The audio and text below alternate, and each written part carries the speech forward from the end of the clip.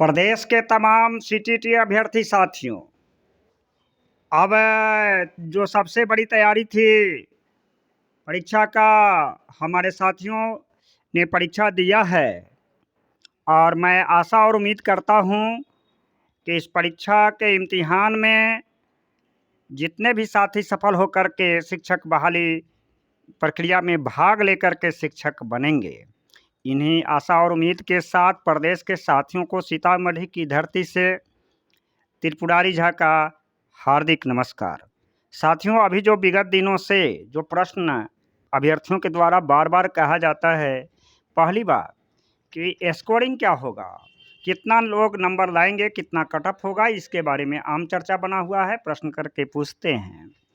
साथ ही DElEd BEd मुद्दा पर क्या बातें होगी। पहली बात है कि स्कोर कितना कट ऑफ होगा, तो एक तो यह करेक्ट तो डिजिटल डाटा से प्राप्त होगा। अभी जो हमारी स्थिति है, आपकी स्थिति है कि एक चुनाव के मैदान में चुनाव का जो प्रत्याशी होता है, जो कंपटीटर होता है, वह जीतने वाला जो होता है, बक्सा में भाग्य बंद रहता है। जब तक उसका रखवाली करता है, चुनाव के मतदान केंद्रों पर लाठी खाता है पुलिस और प्रशासन से, और डीएम और सरकारी महकमा किसी की आवाज़ को बंद न कर दे, इसकी मान अपमान को सह करके पूरी ताकत लगा देता है अपनी जीत की फैसला में, जीत को, भाग्य को जीत में बदलने के लिए। आपको भी लगाना होगा। मैं डीएलईडी अभ्यर्थियों से कहना चाहता हूं कि आपने एग्जामिनेशन दिया है, आशा और उम्मीद है कि कट ऑफ में आप सभी आएंगे, लेकिन आपके हकमारी न हो, आपकी हिस्सेदारी जो सुप्रीम कोर्ट दिया है इसको कोई छीन न ले। इसका कौन रखवाली करेगा? आप लोगों को करना है। सुप्रीम कोर्ट का फैसला अहम फैसला है। बिहार सरकार या बीपीएससी आयोग कोई भी उससे आगे कदम नहीं उठा सकता है। न्यायालय का रास्ता, न्यायालय का दरवाज़ा जिसके लिए बंद हुआ है, उसका रास्ता भी खुलेगा तो न्यायालय से खुलेगा। लोकतांत्रिक प्रक्रिया में न्यायालय में सभी व्यक्ति जाने के लिए स्वतंत्र हैं।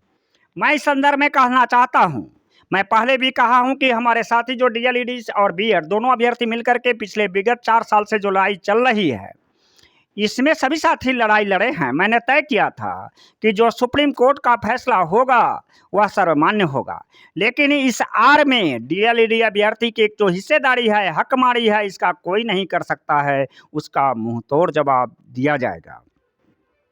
आपको आगे आना पड़ेगा।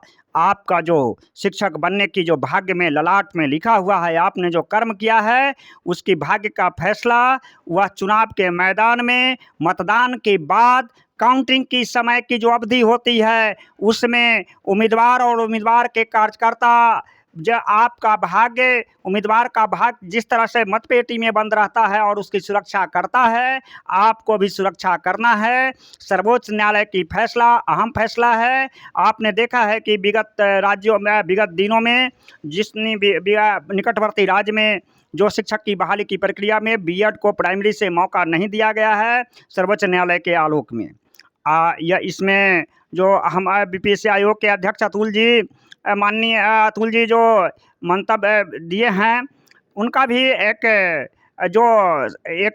रिस्पॉन्सिबल पर्सन की तरह जो रोल अप है, उसमें तो सही बात कर रहे हैं। अब इसमें एक आ रहा है कि मैं रिजर्व रखूँगा, मैं यह करूँगा, और जो संशय की स्थिति जहाँ तक समाधान होगा उसकी सिंप्लीफाई करूँगा।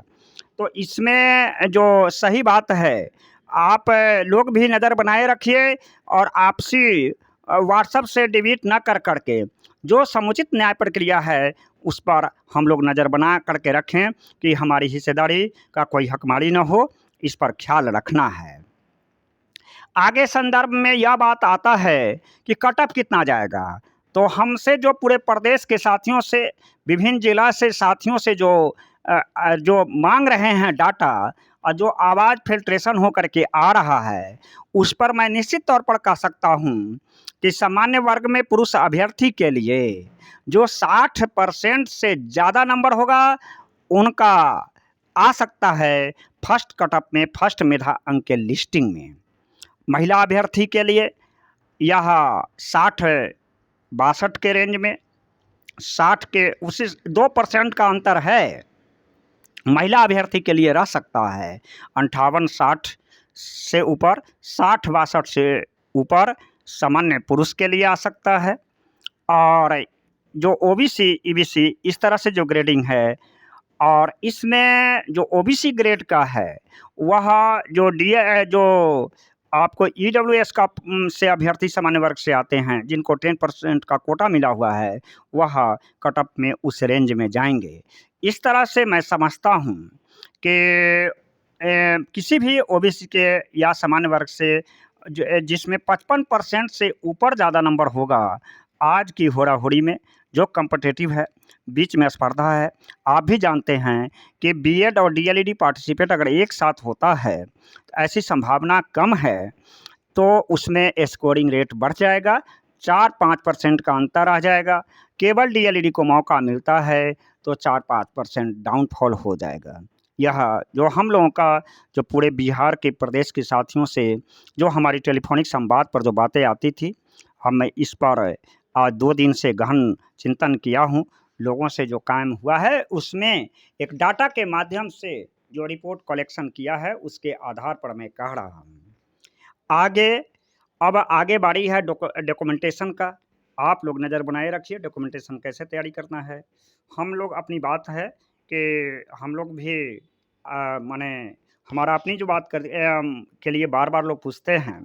मैं इसमें कहता हूँ कि 65 के आगे पीछे के दौर में हम जा रहे हैं। मैं अपनी बात कर रहा हूँ। तो मैं इससे अंदाज़ करता हूँ कि हमारे तमाम अभ्यर्थी भी इसमें आ जाएँ आशा और उम्मीद के साथ। आपसी कोई विवाद नहीं, मतभेद नहीं, सभी अभ्यर्थी अपने मुकाम पर पहुँचे। लेकिन आपके शिक्षक बनने का जो भाग्य का फैसला है, आप एक उम्मीदवार हैं, कॉम्पिटिटिव उम्मीदवार हैं। All are mentally prepared for safe prevent disturb persons up to maintenance by all over candidate belong from Bihar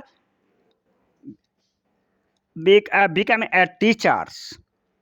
जब तक शिक्षक बन नहीं जाते हैं, आपको आउटसाइड फैक्टर के डिस्टरबेंस को से बचना होगा, सुरक्षित कर रहना होगा। इस पर भी आपको नज़र रखना होगा। बहुत सारे साथी कमेंट में आता है NIOS DLED के बारे में, इस तरह की बात है। तो आप कट ऑफ परीक्षा इम्तिहान यह सबसे तो बात समाप्त हो गई। अब डॉक्यूमेंटेशन की बात है। डॉक्यूमेंटेशन पर ध्यान देना है और इसके बाद में फिर आपका आने वाला होगा जो ऑफिशियल आंसर शीट और आपका पर्सनल सेल्फ स्कोर। इसको ध्यान में दे करके आगे की प्रक्रिया को बरकरार रखना है, आगे बढ़ते रहना है। यह हमेशा ध्यान रखना है कि आप एक उम्मीदवार हैं, आप एक मैदान की लड़ाई में हैं। आपकी शिक्षक बनने की जो बहाली की प्रक्रिया है, उस भाग्य में आपका कोई संधमारी न करे, आपको कोई हकमारी नहीं करे। इसके लिए स्वयं प्रत्येक अभ्यर्थी एक उम्मीदवार के तौर पर कड़ी नज़र रखना है। आपके भाग्य को फल में बदलना है। कर्म किए हैं तो कैसे शिक्षक बनेंगे, वहाँ तक आपको नज़र रखना है। अनावश्यक बात में न उलझ करके जो हमारा सकारात्मक कानूनी प्रक्रिया राय देता है अधिवक्तागण से, इस बात पर हम भी चलेंगे। NIOS DLED साथी से बहुत सारे साथी से बात कर रहे हैं। हमारे जो संवाद बात हो रहा है, मैं किसी का हक नहीं छीनूंगा। हमारा हक जो छीनेगा उसे मैं छीनने नहीं दूंगा। भारत एक सैद्धांतिक देश है। भारत किसी देश पर आक्रमण नहीं करता, अपनी सुरक्षा और आत्मसम्मान के लिए मरता रहता है। इससे DLED सीटेड अभ्यर्थी भी अपनी मान और सम्मान हकमारी के लिए हमेशा लड़ेगा, लड़ता रहेगा। किसी को इसमें दाल गलने नहीं देंगे। धन्यवाद। आपका साथी त्रिपुरारी झा, प्रदेश अध्यक्ष CTT अभ्यर्थी संघ बिहार प्रदेश।